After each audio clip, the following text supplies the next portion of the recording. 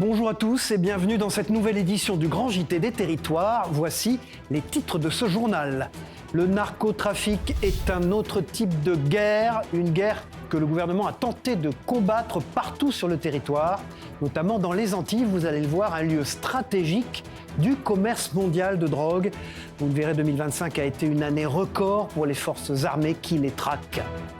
Dans ce journal également, immersion au cœur d'un exercice grandeur nature de sauvetage face aux avalanches. Les secouristes nous dévoilent les gestes essentiels pour secourir les victimes et nous irons dans les Pyrénées pour le découvrir. Comment résister à la concurrence en ligne? C'est le défi des commerces de centre-ville, de nos artisans. Nous verrons comment ces professionnels tentent de ne pas mettre la clé sous la porte, mais également comment attirer la jeune génération pour faire perdurer les métiers ancestraux de notre artisanat. Enfin, connaissez-vous les tiny house, ces petites maisons en bois et sur mesure qui sont de vrais cartons? Nous irons au cœur de leur fabrication dans une entreprise vosgienne qui nous ouvre ses portes. Le narcotrafic est devenu ces derniers mois un sujet majeur pour le gouvernement qui cherche à endiguer ce fléau. Partout en France, les forces de l'ordre luttent contre les trafiquants et notamment dans les Antilles. En 2025, les forces armées ont saisi plus de 35 tonnes de drogue dans cette région, un record. Explication avec ce reportage de ATV en Martinique. Sur place, Jean-Marc Quarteron. En mer des Caraïbes, une autre guerre se joue loin des regards. Une guerre silencieuse contre des trafiquants toujours plus organisés. En 2025, les forces armées aux Antilles ont frappé fort, très fort. De la Floride jusqu'au Brésil, la zone maritime Antilles couvre 138 000 km², soit 2 fois la Méditerranée. C'est l'une des principales autoroutes mondiales de la drogue. Chaque année, des tonnes de cocaïne et de cannabis y transitent, venus de Colombie, du Venezuela ou du Pérou, en route vers l'Europe et l'Amérique du Nord. Pour surveiller cet espace colossal, plus de 1400 militaires en civil sont mobilisés. Frégates, patrouilleurs, hélicoptères, avions Falcon 50 et commandos marines se relaient jour et nuit. Ces moyens ont permis 10 interceptions majeures et la saisie de 35,7 tonnes de stupéfiants, dont 31,7 tonnes de cocaïne.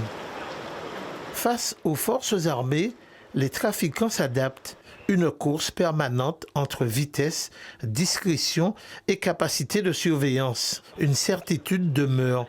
Dans cette zone immense et stratégique, la guerre contre le narcotrafic est loin d'être terminée.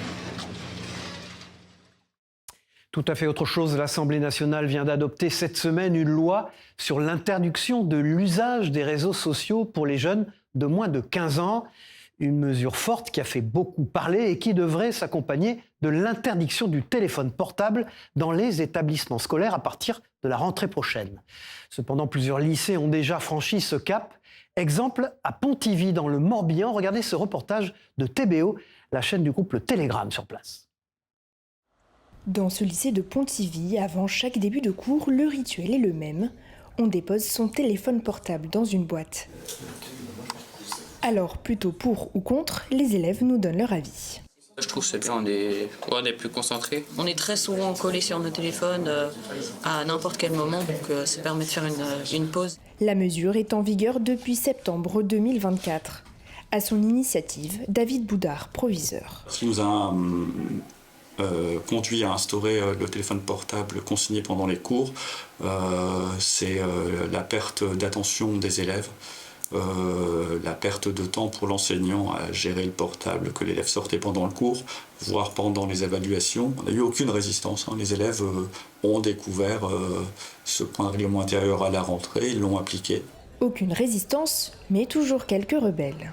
Pour les contrôles, il y en a qui mettent un deuxième téléphone pour avoir le sien, pour pouvoir tricher. Voilà.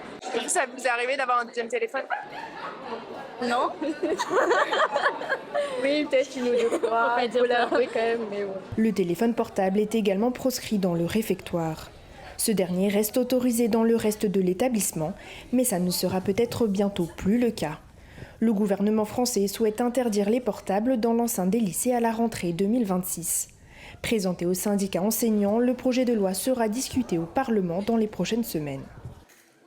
Et puis dans l'actualité, un chiffre alarmant maintenant, après le traitement des eaux, près d'1 litre sur 5 n'arrive pas au robinet des consommateurs à cause de fuites. Cela représente plusieurs milliards de mètres cubes d'eau. Alors pour limiter les pertes, les agglomérations peuvent avoir recours à l'odorat des chiens. Explication avec ce reportage de la télévision locale du Choletais dans le Maine-et-Loire. Si leurs ancêtres devaient pister les nuisibles à travers les champs, eux sont plutôt des pros de la fuite d'eau. Entendez par là que les 2 chiens qui nous ont été présentés ce matin ont le nez fin pour sentir le chlore présent dans l'eau qui s'échappe sous la terre. Et dans un contexte de tension croissante autour de la ressource, Cholet Agglomération et Eau de Cholet Veolia traquent les gaspillages en alliant technologie de pointe et détection canine. On utilise les propriétés olfactives du chien pour trouver les fuites grâce à l'odeur de chlore présente dans l'eau. Et ça, c'est vraiment un moyen qui vient s'additionner à nos moyens traditionnels. Notre objectif depuis 4 ans, c'est vraiment de diminuer au maximum les pertes en eau potable sur le réseau. Et l'arsenal canin et la technologie choletaise donnent plutôt de bons résultats. Veolia se base sur l'indicateur de perte pour savoir comment va le réseau. Eh bien, la moyenne nationale est 3 fois supérieure à la nôtre. Évidemment, les fuites les plus importantes sont rapidement perçues sur les relevés statistiques, mais les plus petites, ça, c'est encore autre chose. La majorité des fuites ne sort pas. Et donc, grâce aux propriétés, aux capacités du chien, on vient venir détecter des toutes petites fuites qui, demain, peut-être, seraient plus importantes. Mais pour arriver à un haut rendement de détection des petites fuites d'eau, il faut beaucoup d'équipages maîtres et chiens à dispatcher sur le territoire. Et là se pose la question de la formation et du recrutement. Le deuxième enjeu, comme vous le dites, c'est bien de sensibiliser le grand public à nos métiers qui sont méconnus. Et donc, j'espère pouvoir attirer des vocations parmi les jeunes et pourquoi pas demain détecter des futurs profils qui deviendront chercheurs de fuite. Encore faut-il que les passants n'embêtent pas trop l'homme et son animal lors des interventions. Car il faut bien le dire, le chien gagne haut la patte quand il s'agit d'avoir un compagnon efficace et mignon en même temps. Tout autre chose maintenant, la saison de ski a débuté depuis plusieurs mois. Les stations font le plein de visiteurs.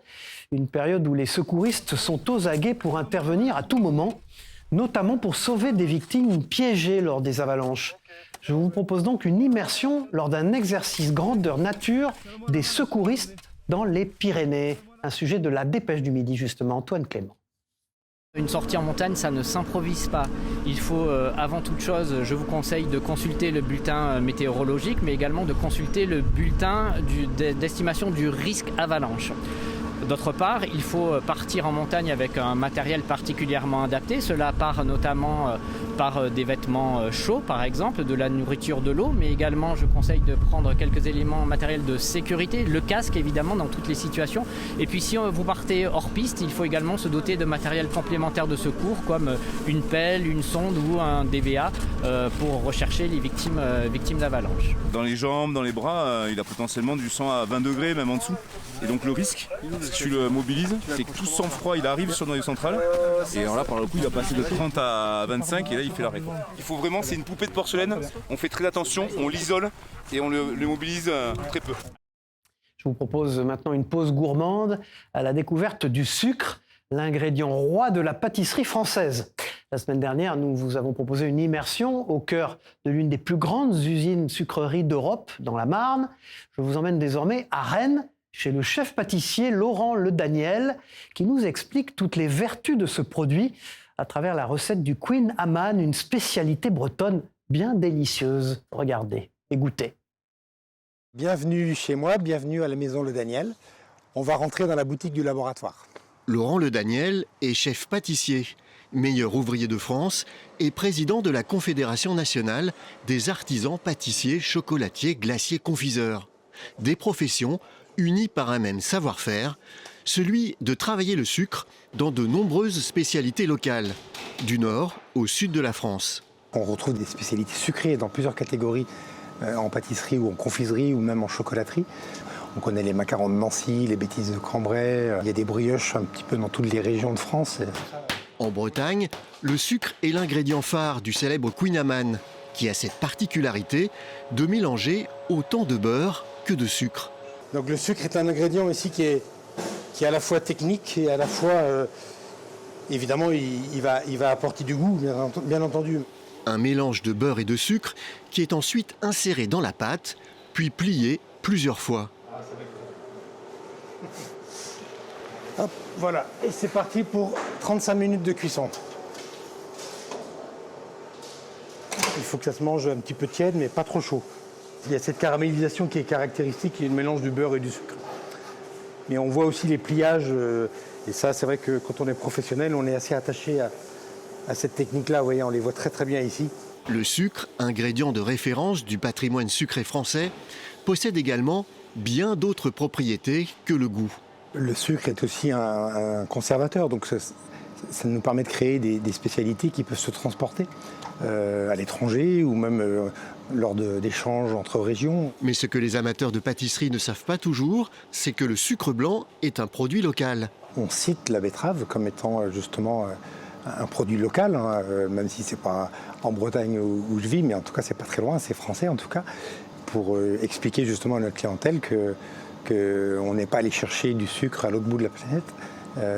C'est vraiment, je pense qu'on a besoin de le faire savoir encore davantage, c'est vraiment quelque chose que les consommateurs français, nos clients, doivent savoir.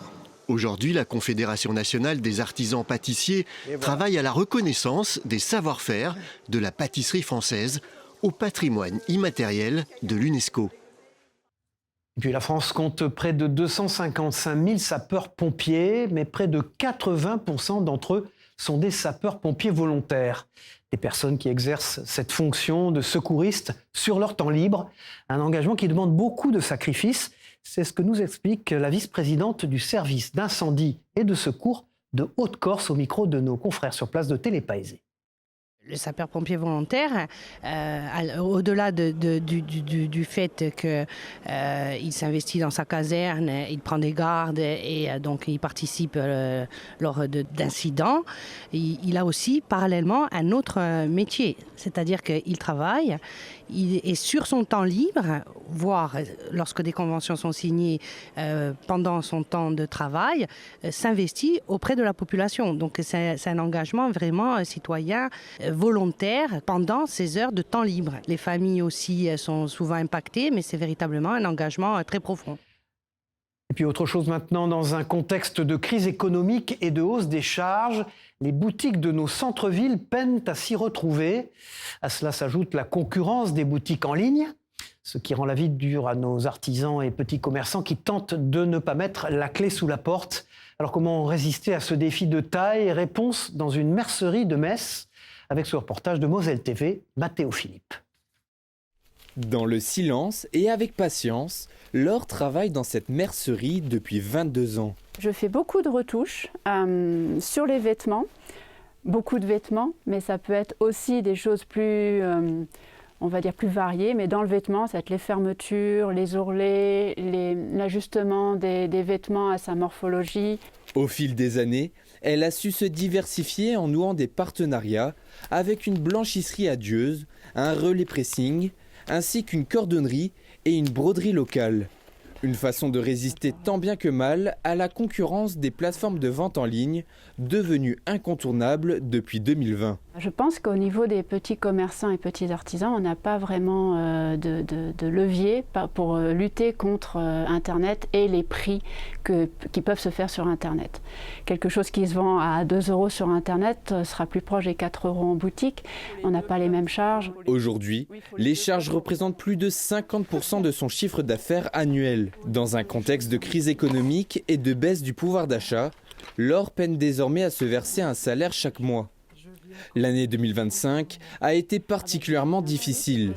À titre de comparaison, le chiffre d'affaires du mois de novembre 2025 a chuté de 26% par rapport à celui de 2024. Au pied du mur, la couturière a décidé de lancer une cagnotte en misant sur la solidarité de tous. Merci. En espérant que vous arriverez à... Oui, écoutez, je mets... vous en sortir, quoi. À ce jour, la cagnotte en ligne a déjà permis de récolter plus de 2 000 € sur les 20 000 espérés. L'artisanat est justement un secteur d'activité qui peine à séduire les nouvelles générations.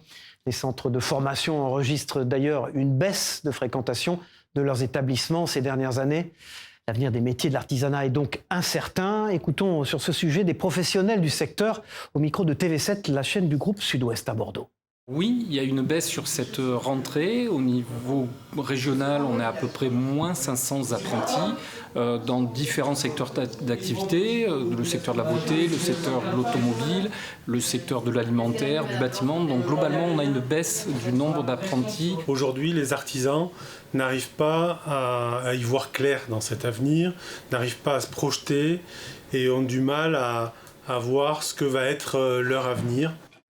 Voilà, et puis partons pour l'Italie maintenant. À l'occasion de la Watch Week à Milan, le groupe LVMH vient de présenter les plus belles nouveautés de ses maisons horlogères. Des montres d'exception fabriquées avec par exemple des morceaux de raquettes de Novak Djokovic. Une occasion de mettre en avant des savoir-faire horlogers uniques issus de nos territoires. Nos équipes étaient sur place, reportage de Christophe Rigaud et de Thierry Barbedette.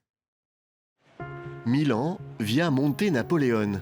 Nous sommes au cœur du quadrilatère de la mode, où les maisons du groupe LVMH occupent une place de choix. C'est ici que le groupe présentait les dernières nouveautés de ses 9 maisons horlogères, 9 maisons avec chacune son histoire.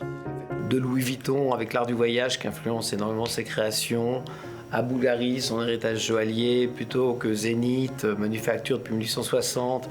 Donc des caractères très marqués et des maîtrises métiers très diversifiées mais très complémentaires. Des identités fortes comme chez Hublot, connu pour ses innovations et l'utilisation de nouveaux matériaux. On a été la marque qui est venue la première fois avec des montres en céramique, en saphir. On adore jouer et on a un bel exemple cette année avec la série spéciale qu'on fait avec Novak Djokovic. Et là-dessus, on a travaillé avec lui pour collaborer sur un nouveau matériau qui intègre ses raquettes, les raquettes avec lesquelles il a joué pour gagner ses tournois. Donc vous avez vraiment une partie de Novak dans la montre que vous possédez. Particularité des marques horlogères LVMH, elles possèdent toutes un patrimoine historique très riche, comme Tag Heuer, une référence dans le sport automobile, mais aussi dans les montres marines, ou Zénith, qui est ancré depuis 1860 au cœur du Jura. On a ce qu'on appelle des revivals, donc on s'inspire des montres qui ont été faites dans les années 50 et 60 et on s'inspire, on les refait, on les revive, on leur donne une nouvelle vie avec une amélioration complète du mouvement, d'étanchéité, de réserve de marche et d'autres paramètres tout en gardant l'authenticité de la marque et l'historique de la marque. Les montres Louis Vuitton proposent une démarche originale autour de l'art du voyage. Mais ce qui est au cœur de cette maison, c'est la volonté de conserver et de transmettre des savoir-faire horlogers qui ont tendance à disparaître.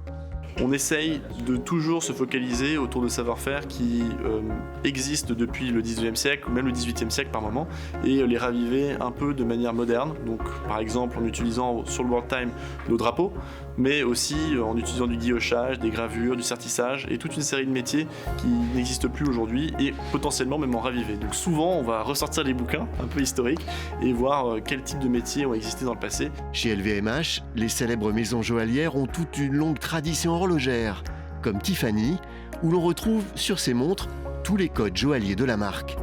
Nous avons par exemple un Tiffany Timer qui fait écho à un modèle de 1866 avec des diamants baguettes exceptionnels, le bleu Tiffany évidemment qui est l'une des couleurs les plus connues au monde et qui fait également écho à cette petite boîte bleue, et évidemment le Burl on the Rock, un design de 1965. Des montres d'exception, on en trouve enfin chez Bulgari, avec cette pièce exceptionnelle, en or rose, une montre à secret dont le cadran est caché par une pièce de monnaie authentique à l'effigie de l'empereur Caracalla et datant de 198 après Jésus-Christ. Milan n'a pas été choisi au hasard pour organiser la LVMH Watch Week. L'Italie est l'un des pays phares pour l'industrie du luxe en Europe. C'est ce que nous explique Tony Belloni, le président de LVMH Italie. Écoutons-le justement. L'Italie est un peu la deuxième patrie du groupe LVMH, déjà pour les magnifiques marques qui nous possédons en Italie, parce qu'on a beaucoup d'activités de production, beaucoup d'activités de création qui résident en Italie. En Italie, on a plus de 18 000 personnes qui travaillent chez nous directement, dans les magasins, dans les sièges des maisons, mais aussi dans les ateliers de production. Il y a cette main italienne qui est assez extraordinaire. Je vous parlais dans les titres des tiny house qui sont très à la mode ces dernières années. Ces maisons sur mesure de 20 mètres carrés offrent un espace de liberté, mais également un gage de qualité avec des matériaux locaux. Présentation de ces habitats avec ce reportage de Vosges TV. Regardez. Elles occupent l'atelier, 2 tiny house, l'une prête à être livrée, la seconde en construction. À Gérardmer, la PME vosgienne Tibi House, fabricant de mini-maisons, depuis sa création en 2018 par un dessinateur en bâtiment, innove avec une tiny évolutive. Un module, voire une terrasse, peut être ajouté à l'habitat principal, comme sur ces images tournées par des propriétaires. On vient l'assembler physiquement sur la tiny existante pour des clients qui veulent une pièce supplémentaire ou un espace de travail ou une chambre ou peu importe quoi, mais une extension comme n'importe quelle autre maison finalement.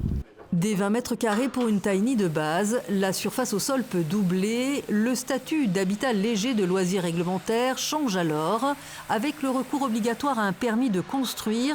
Éco-responsable dans cette entreprise qui utilise 90% de bois issu de scieries locales et du tissu recyclé pour l'isolation. Donc en isolant principal, on met essentiellement du métis, donc c'est du jean qui est déchiqueté, qui est lavé, qui est dépollué. On met cet isolant-là qui est thermiquement aussi bon qu'un autre et phoniquement il est excellent.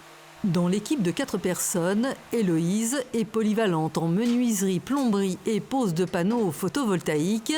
Elle aime relever le défi des tiny, construire du sur-mesure. C'est d'être capable de faire rentrer dans un petit espace les envies et les besoins des clients. À raison de 600 heures de travail, Tibi House réalise une dizaine de mini-maisons par an, malgré le repli du secteur du bâtiment et des freins en France, la frilosité des banques pour les crédits ou le bon vouloir des communes. Le principal frein, il est là, il est sur la réflexion et sur la décision que pourraient prendre les mairies à dire oui en réfléchissant ou dans le doute, on dit non.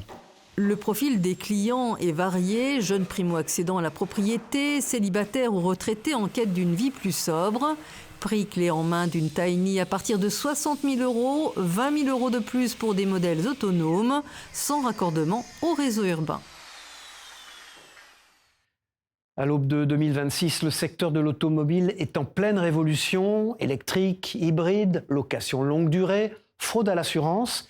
Pour aider les consommateurs à s'y retrouver, l'hebdomadaire AutoPlus vient de sortir sa toute nouvelle formule, déjà disponible en kiosque. Découvrons d'ailleurs les nouveautés de ce magazine avec le reportage de Denis Caro et de Christophe Rigaud à la rédaction d'AutoPlus. Le célèbre hebdomadaire automobile au logo rouge fait peau neuve. AutoPlus lance une nouvelle formule, une maquette plus claire, plus aérée. Nous avons voulu en savoir plus avec son directeur de la rédaction. Sur le contenu éditorial, qu'est-ce qui change, qu'est-ce qui est renforcé avec cette nouvelle maquette? AutoPlus, depuis le lancement, en 1988, c'est le journal qui se met à la place du conducteur.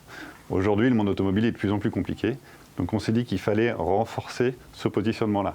Donc ça veut dire qu'on va renforcer le côté service au lecteur, au conducteur, en l'accompagnant dans sa vie d'automobiliste de tous les jours, pour qu'il fasse les bons choix, que ce soit en neuf, en occasion, qu'il ait les bons plans pour entretenir son automobile ou qu'il ait des conseils pour défendre ses droits.